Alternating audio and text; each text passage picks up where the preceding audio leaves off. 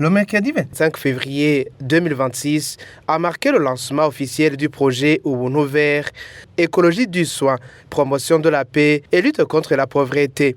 Une initiative qui place les jeunes et la protection de l'environnement au cœur du développement durable au Burundi. Dans son mot introductif, au nom du consortium des associations Convergence pour l'écologie, la paix et le développement CP de Girubuntu, Association Ceinture Verte pour l'environnement ACVE et le réseau africain pour la paix, la réconciliation et le développement durable, après de Girubuntu, d'une Ninhij, a d'abord souligné qu'au Burundi, comme dans la région des Grands Lacs, des tensions sociales, des conflits communautaires et une perte des valeurs se font sentir. Elle a également rappelé qu'il est essentiel de reconnecter l'être humain à la nature. Au Burundi, comme dans la région des Grands Lacs, une réalité s'impose. Les tensions sociales, les conflits communautaires, la dégradation de notre terre, la perte de nos valeurs de solidarité nous rendent plus vulnérables. Mais l'espoir réside encore dans nos racines. Nos projets s'inspirent de Ubuntu. Je suis parce que tu es. Il est temps de reconnecter l'être humain à l'être humain. Les êtres humains n'existent pas isolément, mais en relation les uns avec les autres. Il est temps de reconnecter aussi l'être humain à la nature par le soin écologique et la solidarité économique. Les êtres humains dépendent non seulement des autres, mais aussi de la nature et doivent maintenir cette bonne relation pour maintenir l'équilibre. Le représentant du SSL, Baden-Württemberg, a insisté sur l'importance de travailler dès le plus jeune âge avec les écoliers pour sensibiliser aux enjeux environnementaux et sociaux. Les projets éducatifs comme Ubuntu Vert jouent un rôle moteur pour impulser le changement dans nos sociétés, a-t-il souligné. Ubuntu Vert associe le développement local aux valeurs d'Ubuntu. Je suis parce que nous sommes. Cette attitude n'est pas seulement une belle idée, mais aussi une orientation très pratique, que ce soit dans la famille, dans la communauté, en politique et même à l'école. Et je suis convaincu que c'est précisément cette attitude dont nous avons besoin dans le domaine de l'éducation si nous voulons façonner un avenir juste et pacifique. Cela nous amène à la question suivante. Quel est le rôle des projets éducatifs? Les projets éducatifs ne sont pas un supplément, ils sont des moteurs de changement. Ils relient le savoir, les valeurs et l'action. Ils nous aident à comprendre pourquoi la pauvreté existe, pourquoi le changement climatique nous concerne tous, pourquoi la paix est fragile, et ils nous encouragent à agir nous-mêmes. Les écoles sont des lieux centraux à cet égard. C'est là que les jeunes apprennent à assumer leurs responsabilités envers l'environnement, l'eau, le sol, les forêts, les animaux et les plantes. Ils apprennent à assumer leurs responsabilités envers leurs semblables.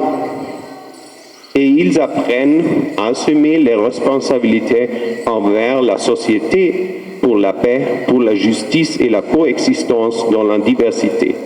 Le père Dr Deogracias Marroquiro a ensuite pris la parole pour expliquer la philosophie qui sous-entend le projet. Il a détaillé l'étymologie du mot Ubuntu, qui signifie « je suis parce que nous sommes » et son association avec le mot vert, symbole de l'écologie, de l'homme et de la nature. Selon lui, cette combinaison de concepts reflète l'essence même du projet, un engagement collectif pour la protection de l'environnement et le bien-être des communautés. Ce projet, disons mieux, ce concept trouve d'abord son origine dans les travaux de recherche menés à notre université de Freiburg en Allemagne, dans le département de sciences de la Caritas Studies, et dans le cadre de la Kirubundu Peace Academy. Le concept d'Ubuntu vert trouve ses racines aussi dans les valeurs traditionnelles africaines et notamment burundaises.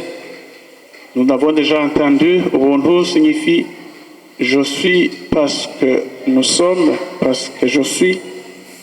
L'être humain n'existe pas lui-même, mais en relation avec les autres. Son identité, sa dignité et sa survie dépendent de la communauté. Et cette interdépendance n'est pas une faiblesse, mais le fondement de la solidarité, de la responsabilité et de la cohésion sociale. Et le mot vert dans Ubuntu vert fait référence aux soins de l'écologie, une écologie de la bienveillance. Il s'agit ici de développer une nouvelle relation entre l'homme et la nature. Cette nouvelle relation fondée sur le soin et le respect crée un équilibre, une harmonie intérieure. Quand nous disons dans nos proverbes en Kirundi, Amahoro ava mu mutima, la paix vient du cœur, cela veut dire que le cœur n'est pas seulement un organe, mais le centre où toutes les décisions humaines viennent. Mais aussi, nous disons en Kirundi, Akami ka muntu n'umutima wiwe, le petit royaume de l'homme et son cœur où toutes les décisions sont prises. Celui qui apprend à respecter la terre pourrait aussi apprendre à respecter ses semblables. C'est ainsi que la paix commence à l'intérieur de l'être humain quand il est arrivé à acquérir son niveau de concentration intérieure, de l'harmonie intérieure qu'il génère la paix dans son intérieur, la paix qu'il peut transmettre aussi à l'extérieur. Il invite à redécouvrir les valeurs donc ancrées dans nos traditions, le respect de la vie, la modération dans nos discours, dans nos dialogues, le partage, la responsabilité aussi envers les générations futures. Ce projet est porté par notre organisation rappelée de Kirubundu, Réseau africain pour la paix, la réconciliation et le développement durable, et s'inscrit donc dans une dynamique de partenariat entre notre cluster promotion de la paix, cluster Friedensarbeit de l'Université de Freiburg, et le cluster éducation et formation que dirige mon collègue Konrad Neufeld et Eva Huwald.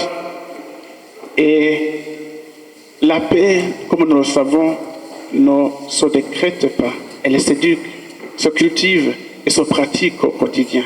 Le représentant de l'ambassade d'Allemagne au Burundi a rappelé que l'Europe possède une longue tradition de coopération et de valeurs humaines et que la philosophie d'Ubuntu peut venir enrichir ces principes, cultiver ces valeurs, renforcer les relations entre les peuples et ouvrir la voie à une coopération durable, a-t-elle ajouté. Ce projet est financé par l'État de Baden-Württemberg à travers la SEZ Baden-Württemberg dans le cadre du partenariat qui unit depuis longtemps le Baden-Württemberg et le Burundi. Ce soutien reflète une conviction commune. Nous avançons mieux lorsque nous travaillons ensemble. Ubuntu Vert nous rappelle que protéger l'environnement, renforcer la cohésion sociale et promouvoir la paix sont des efforts liés. Les valeurs d'Ubuntu, solidarité, dignité, responsabilité, montrent que le développement commence dans la communauté par des gestes simples mais essentiels. Cette philosophie est importante pour toute personne car elle nous invite à reconnaître que notre humanité se construit à travers nos relations, nos choix et notre capacité à prendre soin les uns des autres et de notre environnement. Il me semble qu'on peut tout et tous apprendre de la philosophie Ubuntu, pas seulement en Afrique, mais aussi en Europe. L'Europe possède déjà une riche tradition de coopération et de valeurs humaines et la philosophie Ubuntu peut l'enrichir encore davantage. Elle nous rappelle que notre humanité se construit dans l'attention portée aux autres et dans la solidarité quotidienne. En cultivant cet esprit, nous pouvons renforcer ce qui nous unit et bâtir ensemble un avenir encore plus bienveillant en Europe et en Afrique. Je voudrais également saluer le travail du cluster école, éducation et promotion de la paix qui a présenté aujourd'hui ses objectifs. Construire des partenariats scolaires durables, c'est préparer un avenir plus stable, plus solidaire et plus ouvert pour la jeunesse. Pour l'ambassadeur Albert Mbonelane, ami de la nature, président d'honneur et fondateur de l'action Ceinture Verte à se veiller, le projet représente un appel à la responsabilité individuelle et collective en s'appuyant sur les écritures bibliques et les textes et lois existants. Il a affirmé que si ces principes étaient respectés, le Burundi serait un véritable paradis. Il a ensuite dressé un tableau des défis environnementaux actuels, pollution du lac Tanganyika, débordement des rivières comme apparition des habitants naturels pour les oiseaux et autres espèces, transformation de la réserve de la Rusizi en culture de canne à sucre et impact visible du changement climatique avec la montée des eaux. Selon M. Mbonelane, la solution est simple mais exigeante. Il faut rompre avec les comportements destructeurs et protéger notre environnement pour le bien-être des générations futures. Le projet Ubuntu Vert s'articule autour de plusieurs axes, notamment la sensibilisation et la formation des jeunes avec des ateliers dans des écoles ciblées et une certification officielle à l'issue des sessions, mais aussi l'ancrage de la résilience écologique dans les communautés en promouvant des pratiques respectueuses de l'environnement et la conservation de la biodiversité. D'une durée de 12 mois, le projet prévoit une clôture officielle en janvier 2027